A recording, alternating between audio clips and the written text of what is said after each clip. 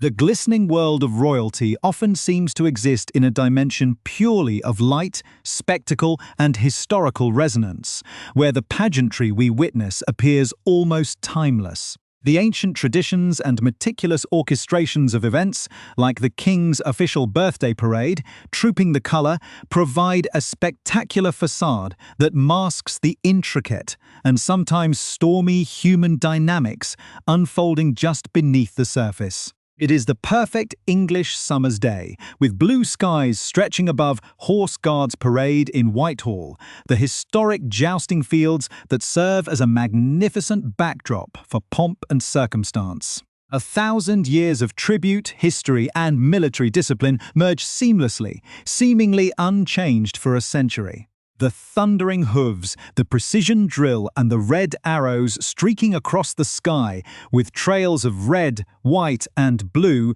offer a powerful visual anchor for the sovereign and the military traditions that grant legitimacy. But even amidst such structured elegance, subtle tremors of tension are discernible to the careful observer, hinting at underlying complexity and perhaps even conflict within the most private spheres of this very public institution. This week, our attention must shift subtly from the grand parades and perfect pictures to the smaller, intensely private moments and relationships that may be facing significant challenges in the coming weeks. If you find these intricate dives into the reality behind the royal facade compelling and want to stay informed about every development, we invite you to subscribe now and hit the bell notification to ensure you never miss an essential update or deep-seated revelation as this captivating saga continues to unfold. Because beyond the immaculate uniforms and reassuring smiles lies an intricate web of personal interactions and shifting allegiances that define the true character of the monarchy, and we are committed to bringing you every nuanced detail as it happens. As we delve deeper into the intricate layers of the royal household, the glittering veneer of public engagements begins to give way to pressing questions surrounding personal loyalty and familial duty. At the center of the current whisper network is Princess Beatrice and her marriage to Edoardo Mapelli-Mozzi, a relationship that is reportedly experiencing a season of undeniable strain. Observers have noted that while Beatrice has frequently described her husband as her absolute rock, that very foundation has seemed notably absent during some of her most challenging moments over the past year. Edoardo has been crisscrossing the Atlantic, spending significant blocks of time traveling back and forth to the United States for his flourishing business commitments. The tension came to a highly visible head during what was intended to be a romantic and rejuvenating getaway to Saint-Tropez, organized at the invitation of their close mutual friend, the well-known wellness guru Gabriella Peacock. Instead of a peaceful retreat, Princess Beatrice unfortunately fell ill, confined to her bed by a sudden sickness.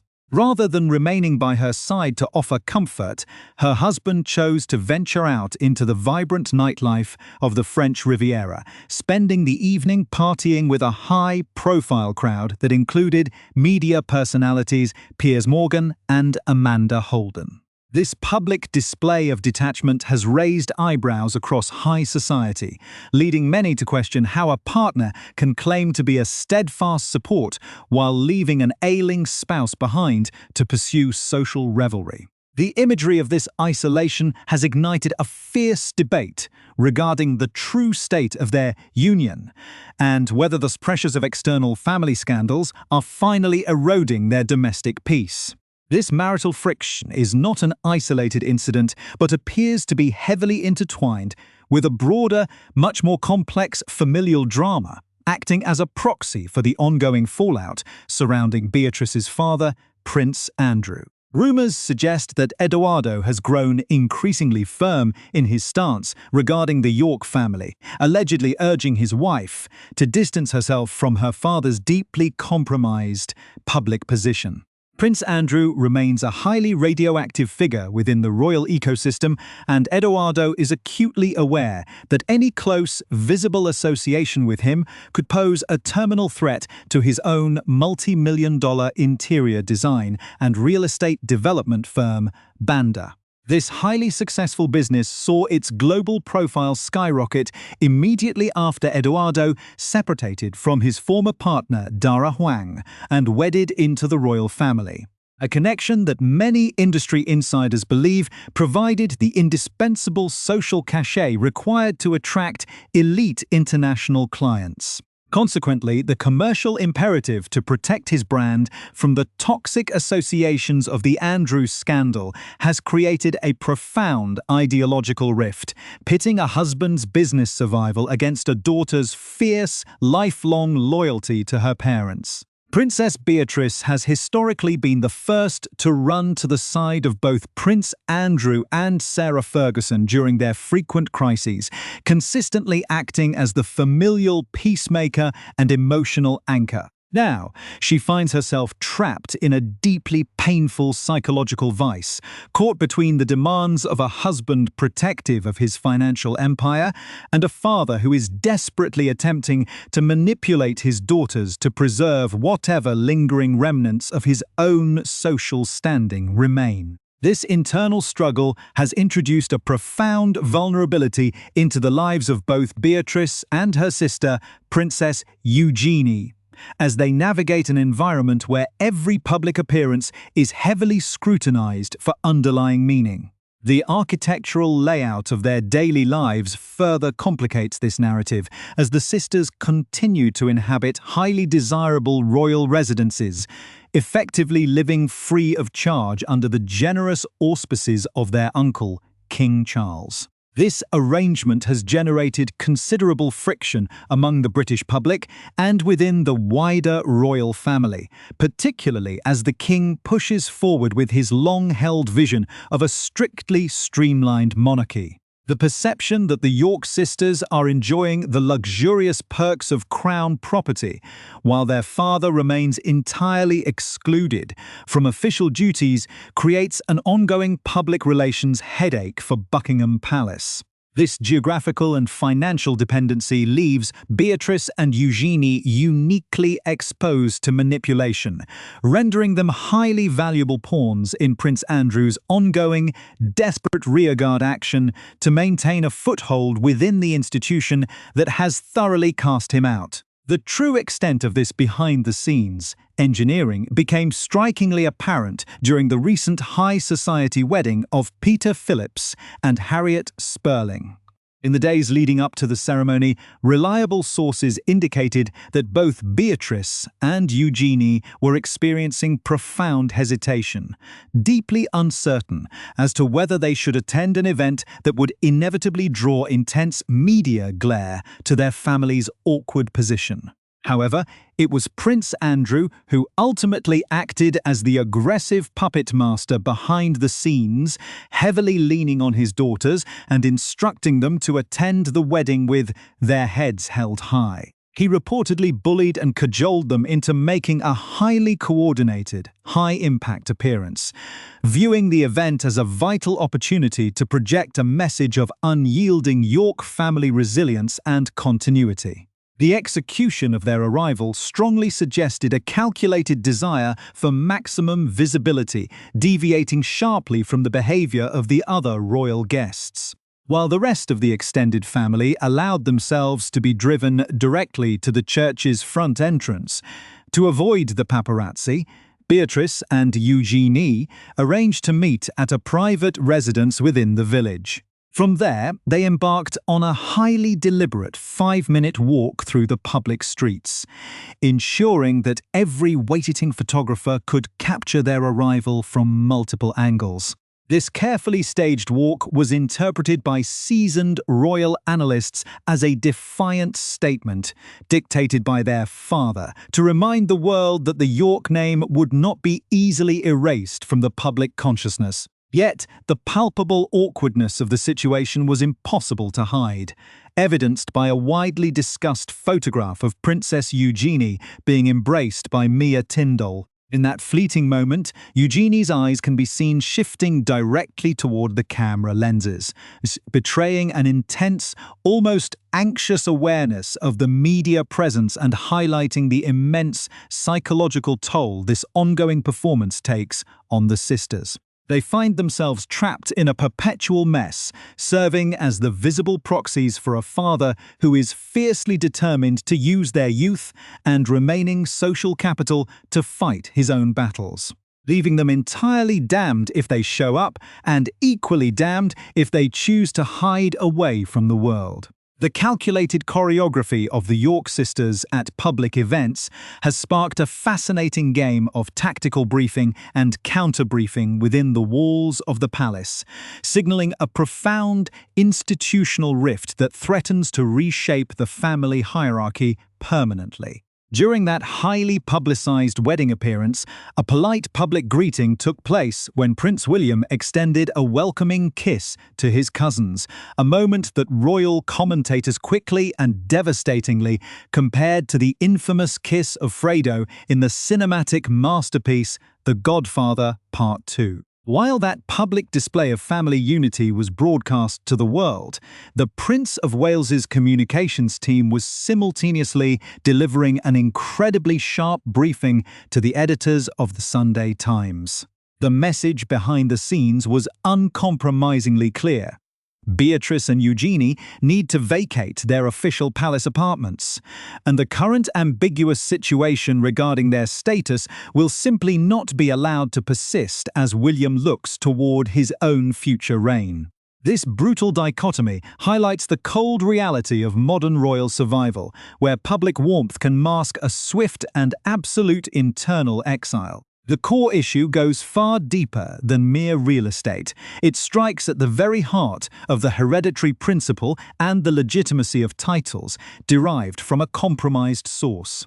Prince Andrew was thoroughly stripped of his official roles, military affiliations, and public patronages, yet his daughters continue to retain their titles as princesses of the blood royal. This creates a profound structural paradox within a system that values an unbroken chain of moral and institutional continuity.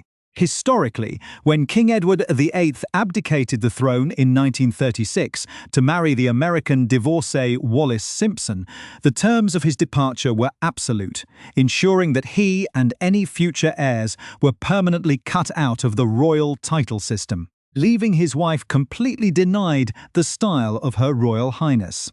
In contrast, the late Queen Elizabeth II was arguably far too lenient during the complex negotiations surrounding Prince Harry and Meghan Markle, failing to firmly strip them of their HRH titles, opting instead for a fragile gentleman's agreement that they would merely cease to use them. This historical naivety has created an environment where titles are weaponized and exploited privately, a reality that brings us directly back to Prince Andrew's current explosive standoff. Reports have emerged that the Duke of York is fiercely demanding that his remaining domestic staff continue to address him by his full ceremonial titles, arrogantly declaring to his inner circle that he will maintain this requirement until the palace sends vampires to suck the very last drop of royal blood from his veins. This staggering display of entitlement is unfolding within his isolated world at Royal Lodge, an estate he refuses to vacate despite the intense pressure from King Charles to move him to more modest accommodations like Wood Farm. The staff who remain with him operate in a bizarre, high-tension environment, navigating the intense mood swings of a man entirely disconnected from his public reality. This ongoing stubbornness ensures that whenever Princess Beatrice and Prince Eugenie appear in public, they carry the heavy, unyielding shadow of their father's complex financial scandals, mysterious international connections, and the deep public resentment that follows his name. The ultimate fate of their titles seems increasingly inevitable, with senior palace planners quietly acknowledging that whether under the current reign of King Charles or the future administration of King William, the York titles will eventually be entirely phased out to preserve the integrity of the crown. As the season transitions to the highly anticipated theatre of Royal Ascot, the high-stakes world of proximity to the monarch takes centre stage in its most pure, concentrated form. Royal Ascot functions as a fascinating micro-universe, a living survival of the old-fashioned royal court where social status, influence and survival are measured entirely by one's physical distance from the king and queen. The entire event operates on a rigid, hyper-exclusive hierarchy of access, structured around highly coveted badges, specific tents, and the status of various parking enclosures. To secure a pass into the royal enclosure is a complex, multi-layered process akin to gaining admission to an elite international members club, requiring formal sponsors and an unblemished social ledger. The elite attendees navigate this social minefield with intense focus, acutely aware of who holds the true power within the enclosure.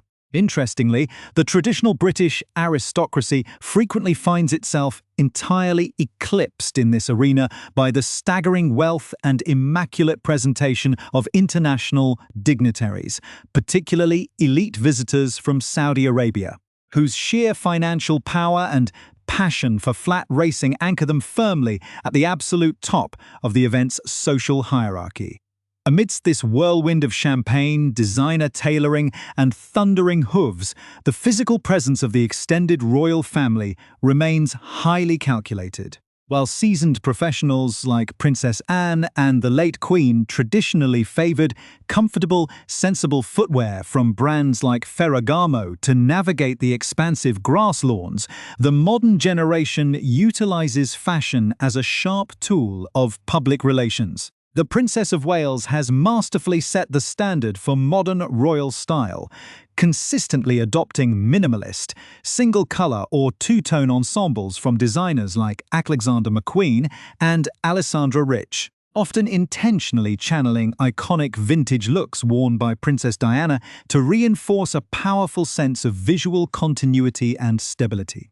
In stark contrast, the fashion choices of Beatrice and Eugenie have historically trended toward the overly complex and flamboyant, frequently incorporating heavy frills, loud colors, and dramatic Philip Treacy hats that royal insiders have occasionally characterized as completely overwhelming. For the York sisters, attending Royal Ascot is not a mere leisure activity. It is an essential social imperative, a vital opportunity to mingle with their closest peers and assert their continued belonging within the courtly circle. Yet, the palace strategy for their involvement this year points toward a significant downgrade in visibility, with senior aides firmly resisting the desire of allowing the sisters to participate in the iconic daily carriage procession down the Straight Mile alongside the King and Queen. Such an appearance would ignite a massive media feeding frenzy, distracting entirely from the message of a focused, hard-working sovereign. Instead, if the sisters do choose to attend, they are expected to utilize the private helicopter pad situated opposite the grandstand, slipping quietly across the racecourse to avoid the waiting press. This tactical maneuvering highlights the tragic reality of their position. They are individuals who have committed no personal wrongs, yet they remain permanently trapped in a public relations vice created by their parents' actions. They cannot hide away without validating the idea of their exile, yet their every public appearance